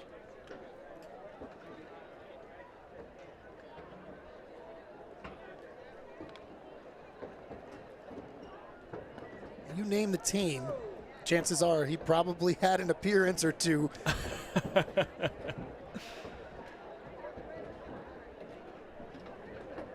See the fans in the background scattering there. There have been threats of storms all night long. I think a little bit of some sprinkling starting to come down. 1-1 pitch in on the hands of Robert Moore. A chance at 2 for the Olympic team. They get the lead runner. Almost took his second baseman's head off there. You see him smiling at him. Check Alvarez out. He's charging in hard on this one. Has to get out of the way in a hurry. Now batting the designated hitter, Kyle Teal.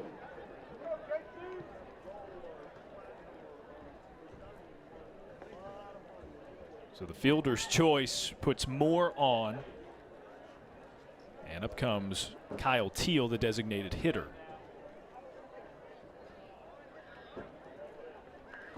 I don't remember this game, but Jackson threw a no-hitter at one point in his career.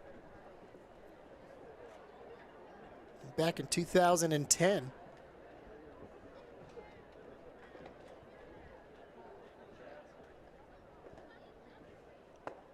It's a swing and a miss out of Kyle Teal there. Let's play a do you know what team that he was on for that one? Since I just told you he's probably played for about every team at some point in his career. Yeah, he threw that no-hitter with the Chicago White Sox, did he not? It was the Redbirds He was on the Cardinals for that one. Oh. They ended up winning the World Series the following season. No, that's good trivia. He gets another swing and miss out of Teal. 0-2 the count. It was a nice run for him there. In 09, he was an all-star, has the no-hitter in 10, picks up a World Series ring in 2011. 14 different Major League teams, by the way. Nearly in half the league years, yeah. in 17 years. Fastball's outside to Teal, and it's now 1-2. Especially modern day, there's nothing at all wrong with being a journeyman and taking whoever the highest bidder is going to be for your talents. I'm sure some of that was out of his control, and you get traded. It's part of the business. Fouled away. That's going to make its way out of play off the bat of Kyle Teal. Now, Jackson was only one time an All-Star in 2009 as a member of the Detroit Tigers, which is not the team. I mean, you don't really associate him with any one team, but no, that's not when you think of his best days. You don't even think of. Yeah, he had the 1 year with Detroit. There's a 1-2, and Teal sends it back into the net. You know, it's an interesting question because a lot of players, especially until the last 15 years where free agency has really become big, you think of a player and you immediately have a jersey that comes to mind, a team that they are associated with. And I heard this conversation for the NBA playoffs, the NBA finals with Chris Paul. What jersey do you see Chris Paul, who's a future Hall of Famer, as? There's a flare down and left. Kyle Teal's got a base knock, and runners are at first and second. Nice little piece of hitting there from Teal. But the answer to the question, Daron, is you don't. Chris Paul played for a bunch of different teams. He's a great player. You just see players for who they are now. It doesn't necessarily have to be linked up with one franchise. Teal went down and got that one, didn't he? That's an impressive job just to get a piece of it. Not to mention a solid bit of contact to get the base knock and put two runners on with one away. I'm trying to think of an MLB equivalent that would be a surefire Hall of Famer, like your Chris Paul example. So, Gary Sheffield, to me, you don't see an individual jersey. His career is up there with most people you want to try and measure it with. You can get into what did he do during his career, and that's going to keep him out of the conversation of the Hall of Fame. But in terms of talent and what he produced on the field, there's a guy who played in a bunch of different uniforms. That's a good example. Off the top of your head, you didn't prep that? No, I just gave that one a little bit of thought. Sometimes the old noggin comes up with some quick thoughts. No, it was good. I don't know if there would be a better one, but that's a pretty good one. Ooh, I may have a better one, although I do think there's one jersey that goes with him. Ricky Henderson. Yeah, I mean, that's the A's. It's got to be, because that's where he broke the record. But he played with a lot of teams. He didn't start his career with the A's. He was a Yankee, actually, when he came up. He played with, I think, a half a dozen different teams. So you could put that out there, but I guess because he broke that record, the stolen base record, and played the longest with the A's. But there's another one just for the conversation. 1-2 to Drew Gilbert. Runner takes off, and that one is punched out into right. A base hit. Collegiate national team's going to get a run out of this, and they draw it within 5 on an RBI single by Drew Gilbert. Gilbert just threw the bat out there. It looked like it was a hit and run. It wasn't, because the runner at first didn't take off. So they're just looking to steal there from second, just protecting his bat or his runner. Sometimes when you just get bat on ball, good things will happen.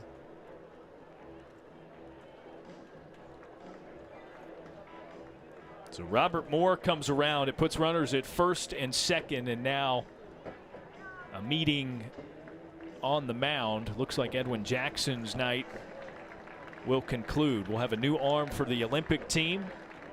One away, runners at first and second.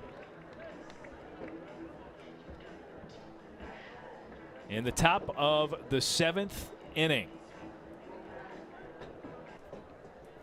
The lefty Anthony Goes is warmed up for the Olympic team. And And we'll throw to Jordan Sprinkle, 9-hole batter for the Collegiate National squad. Swing and a miss. And his count goes to 0-1. 0 for 2, couple of strikeouts. Unfortunate evening so far at the plate for Jordan Sprinkle as the rain really starting to pick up here in Cary, North Carolina. One base runner, or two rather, at second and first. You see Jace Young of note there, a pinch runner in for Kyle Teal. Sprinkle hasn't been able to produce at the plate yet, but he's played a good defense at shortstop. And as long as you're not letting one carry over to the other, you can live with it. You're not going to have a good game every single time out. But I was told this a long time ago by a head coach, and it really has stayed true for most games that I see.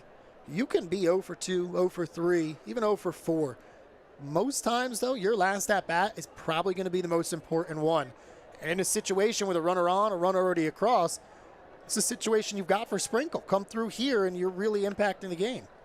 Watches that one low. Again, runners at first and second. So with one in scoring position, a good heads-up base runner like Jace Young, you imagine he'll come across on a base hit. And the 2-2 sent back into the backstop. 97 on that fastball from Goes. Guy who was a center fielder in the beginning of his career, and then after 2016, he and the organization make the decision, hey, let's go ahead and get that arm on the mound, and translates now into a pitcher. That's not something you see very often, where guys go from one position player to pitcher or pitcher to position player. Another 2-2, misses inside and gets away from Fedorovich.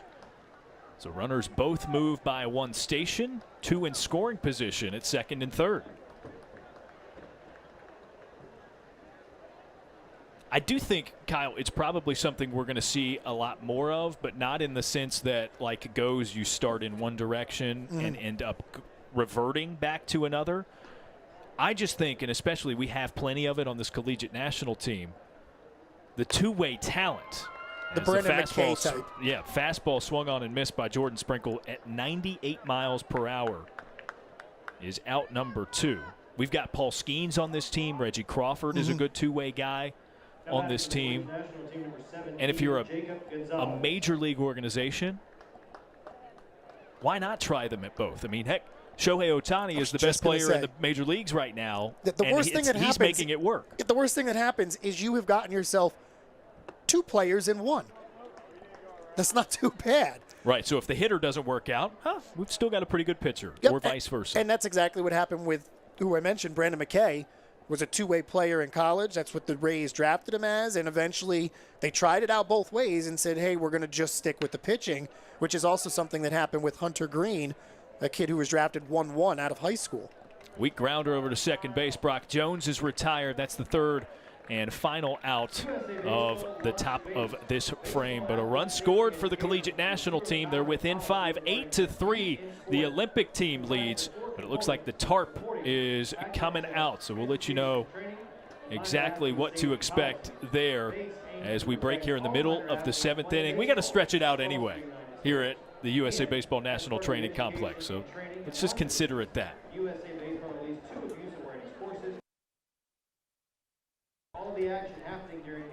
All right, back with you at the USA Baseball National Training Complex, but not for long. I'm Daron Vaught. Kyle Straub is with me, and just as it would appear, the field has been tarped, and the decision has been made to not continue this game as there are some storms coming through the area, and we do not obviously want to risk any injury to the guys that are going to be representing the U.S. in Tokyo at the Olympics. And we got through 7.5 innings, so it seems to me like that was enough to serve the purpose of game 1 of 3 in this tune-up exhibition series. Ultimately, you're looking for reps for the Olympic team, and they were able to get close to a full game in, so you hit it right on the head. Thankfully, the rain held off until it did, so that if they're going to call it, you get enough in that we don't have to sit here and wait through rain delays or anything. Thankfully, it's exhibition, so we can just say, you know what? We've gotten enough work in today. We've got a game scheduled for tomorrow and another one on Tuesday, so let's go call it an early night, and we'll see y'all tomorrow. So that is it for game one of, again, 3 games in this exhibition series between the USA Baseball Olympic team as well as the Collegiate National team, all part of the Olympic team's preparations for the Tokyo Summer Games. So I guess the final score is 8-3 in favor of the Olympic squad. Kyle, as you mentioned, we're back at it tomorrow at Durham Bulls Athletic Park, 6:35. First pitch will be streaming as we have done for this one. Kyle and I will be in the booth at the DBAP, one of our favorite places to call baseball games. So looking forward to that. It is, and I have not been there since pre-pandemic, so this is going to be the double win for me. Get to call the U.S. versus U.S., and I get to get back into the booth at the DBAP. Well, I'm excited for you, my friend. For everybody else here at USA Baseball, I'm Daron Vaught saying so long. Have a great night. We will catch you in right around a little less than 24 hours time, 6:35 p.m. start Eastern time tomorrow at Durham Bulls Athletic Park. We'll catch you then.